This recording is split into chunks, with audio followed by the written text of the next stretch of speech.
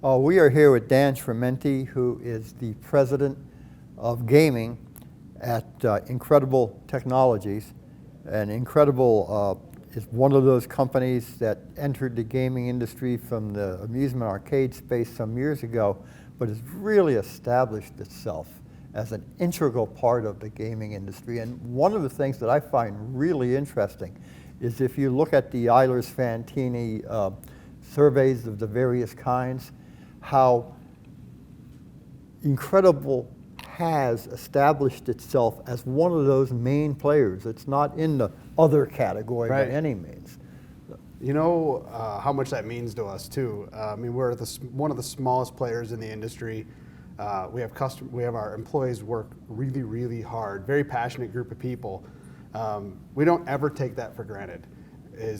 Being now in a mainstay in our industry and knowing where we came from, which is very small, humble roots, private company out of Chicago, doing everything different, really against the grain. And really, it kind of dovetails into where we're at here at the show now.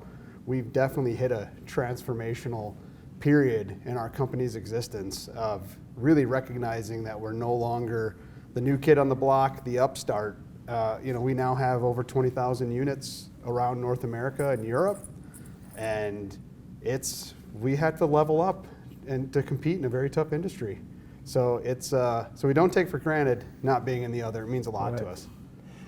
So you started off with a small, as you entered gaming, you started off with a small selection of games, and now you have that much broader footprint as you have just described. What are the priorities for Incredible as you progress and grow in the next year or two? I mean, you'll hear it. The way we like to say it is it's the game, the game, the game. This industry, the fuel of this industry, the fuel of this whole business is making great content that people want to play and customers want to own or lease. We've recently undergone a complete transformational strategy on our product team, our sales team, to really address the fact that every bank we sell isn't one new incremental bank. It's a new incremental bank going up against hundreds of our legacy product on the floor. So one of the things we're focusing on is trying to attract different types of players to our products. We've been great attracting that transient passerby with great retailing and cool ideas, and we have the VXP that moves and goes up and down, and all of it is just to get somebody to sit and then maybe enjoy that math or enjoy the ride. Right now we're focusing more on that avid player, that player that, the repeat player that really drives business, and that's the player that came back after COVID the strongest, and really segmenting our product line for different cabinets, for different players has been our unique focus lately. And then that allows us to then expand to the other markets that we're in. Historic horse racing, Class 2. We're in every state pretty much in the US except for one. And we hit one hit product on that game, and we have a much wider reach than we had years ago. If you would look out, take your crystal ball and look out, say 3 years from now, what will Incredible look like? I think right now the focus for us is to develop IP that we can leverage across the enterprise in all of those segments that I mentioned. We're worked really hard to expand into some new ones, like our Class 2 ETG, which we were the first to market with that. We're now live in I think 12 locations for our Class 2 roulette product. But aside from that, everything else is based off of the IP that we build at our company that starts with a core game, just a great core game that you can use. Maybe it's in iGaming, maybe it's in Class 2, it's in historic horse racing. But our focus really right now is, you'll see it at our booth, it says focused on the win. We mean that quite literally in a sense of we want to make games that our customers can understand, do well for them. But the other part of that is we want to win for our employees. That we've gone through some tough times, and it's one thing I wanted to make sure I got to cover in this interview today. Everybody sits here and is happy to give you all the good news. When I say we had a transformational year, it's because we had a lot of hard decisions that we had to make and own up to, and really reintroduce ourselves back to our customers of who are we in this next generation. And it required really admitting the mistakes that we made and some of the bad luck that we had.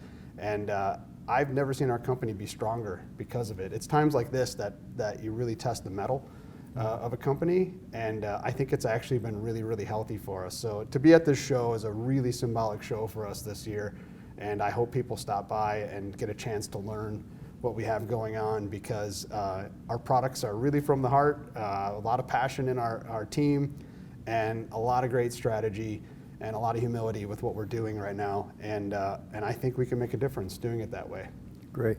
And to answer that question specifically, who are we in the next generation? Yeah, who are we in the next generation? I think we're a company that can have 5% of the floor and be happy with that. As a private company at our size, we're not a company that wants 10, 20%. We don't want to be aristocrat. We want to be the best at the size that we are. And there's a great niche out there. You look at a lot of the younger companies and the smaller companies that have made a great dent on our industry. And when you are that size, it's allowed us for years to take more risks, create more innovations. We've helped change this industry as a little tiny company, realistically. We were the first to bring a lot of big new ideas to this business, and our plan is to continue to do that. And aristocrat might be happy that you don't want to be the next aristocrat. Yeah, let them handle. I mean, they make amazing products, but to be able to be a company that protects a market share like that, the big boys out there, that's a tough gig. You mentioned your private ownership, and that brings me up to my annual question. Because you are privately owned by folks who are often doing other things in life and so on, what is Incredible remain an independent company? Does it look to be acquired someday? Does it go public? Yeah, it's my favorite question every year, and I promise you the day that we know the answer, you will be the first one that I call.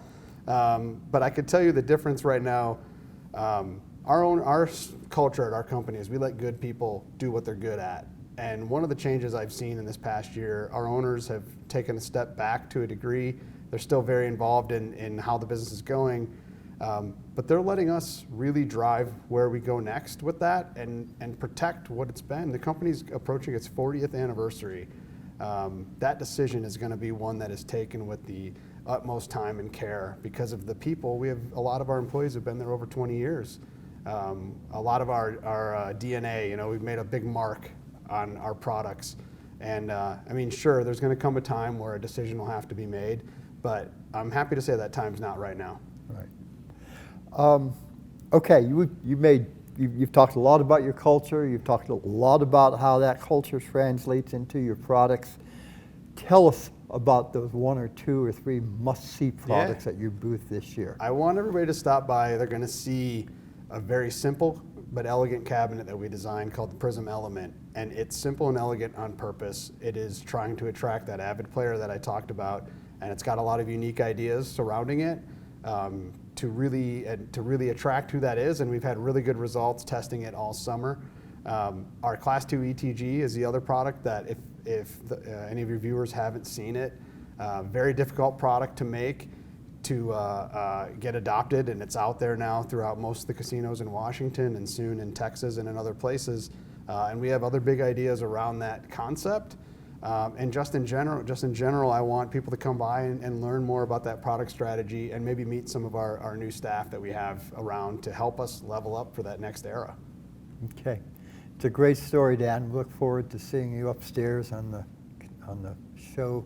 Thank you. Always a pleasure. Floor. Yeah, always a pleasure to be here. And as I would say, if Elaine were here, that's incredible. Thanks. Thank you very much.